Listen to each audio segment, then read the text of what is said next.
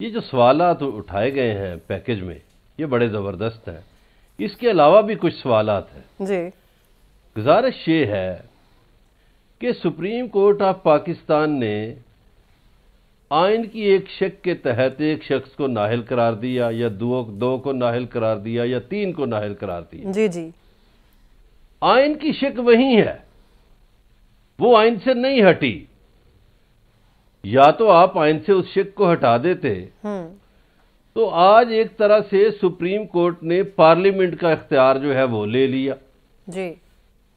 اب آئین یہ کہتا ہے کہ کوئی بھی شق ختم کرنا ہو تو 2/3 اکثریت سے آپ ترمیم پاس کرائیں اور پھر وہ شق ختم ہو جائے، نئی ترمیم آ جائے. تشریح میں لے گئے نا اس کو. اب ایک ایکٹ کے ذریعے یہ کہا گیا کہ نااہلی ختم ہو جائے.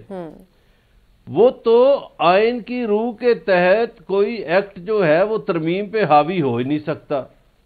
پتہ نہیں یہ کیسے حاوی ہو گیا.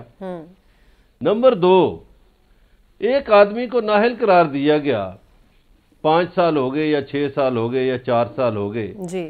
اس نے 4-5 سالوں میں کون سا ایسا کارنامہ انجام دے دیا کہ وہ نااہلی سے اہلیت کی طرف چلا گیا؟ ایسا بھی کوئی کارنامہ نظر نہیں آتا.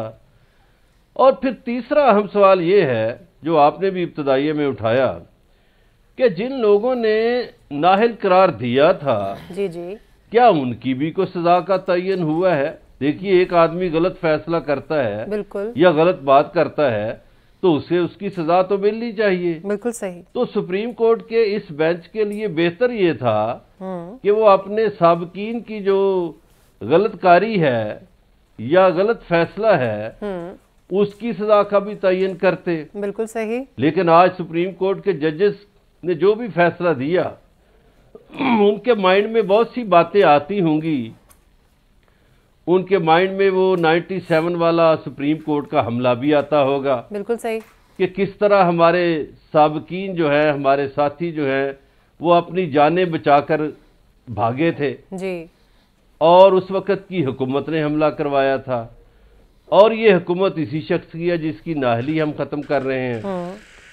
پھر انہیں اور بھی باتیں یاد آئی ہوں گی، ڈان لیکس بھی یاد آئی ہوگی. بالکل صحیح. پھر انہیں یہ بھی یاد آیا ہوگا، وہ جسٹس قیوم کی جو ٹیپ تھی وہ بھی یاد آئی ہوگی. پھر انہیں میاں صاحب کی وہ تقریریں بھی یاد آئی ہوں گی جس میں وہ کہتے تھے کہ ججوں کے سینوں میں بغض بھرا ہوا ہے. ہاں جی. ججوں میں حسد بھرا ہوا ہے. یہ ساری باتیں تو آئی ہوں گی سامنے، نہ چاہتے ہوئے بھی ان کے دماغوں میں آئی ہوں گی. لیکن ٹھیک ہے جی، انہوں نے ایک فیصلہ کر لیا، ہو گیا فیصلہ. پچھلے دنوں بھی میں نے عرض کیا تھا کہ سپریم کورٹ کے فیصلوں پہ کہاں اپیل کی جائے. جی.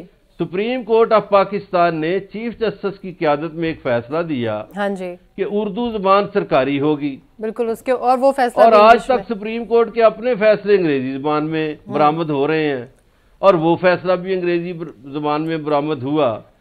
تو سپریم کورٹ گویا ایک طرح سے اپنی ہی توہین کی مرتکب ہو رہی ہے. ٹھیک ہو گیا. تو اس کا کیس کہاں لے جایا جائے؟ ٹھیک ہے. اب یہ جو کیس ہے ٹھیک ہے، اس میں اپیل کریں گے میرا خیال ہے یہ اظہر صدیق وغیرہ جو وکلا ہے کہ یہ آپ نے کیسے کر دیا. ہاں جی. کہ آپ تو چھیڑ ہی نہیں سکتے تھے آئین کی روح سے. آئینی ترمیم چاہیے تھی اس کو ختم کرنے کے لیے. یہ شک تو وہیں پڑی ہے. بالکل. تو اس شک کا آئندہ کیا بنے گا؟ یہ ایک وقتی فیصلہ آپ نے نظریہ ضرورت کے تحت کر دیا. آپ نے جسٹس منیر کی پیروی کر لی لیکن وہ شک تو ختم نہیں ہوئی. تو کیا وہ جو پہلوں نے تشریح کی تھی وہ غلط تھی؟ پھر سوال اور یہ جو آپ نے تشریح کی ہے سبحان اللہ یہ درست ہے. ٹھیک ہے. یہ سوالات ہیں بہت سے. بالکل صحیح. اس کا جواب مستقبل میں ضرور آئے گا. اور نخیز صاحب کو اب تو میں کہتا ہوں کہ بہت مبارک ہو جناب. اب تو میاں صاحب گلی کوچوں میں آ جائیں، جلسے کریں. اب تو آخری جو لیکن اس سے پہلے تھا وہ بھی ٹوٹ گیا. اس سے پہلے بڑلا صاحب ضرورت ہے، اس وقت بھی ہٹ گئی. اس وقت ضرورت ہے مٹھائی کھانے کی. اب آئیں نا میدان میں سیاست میں.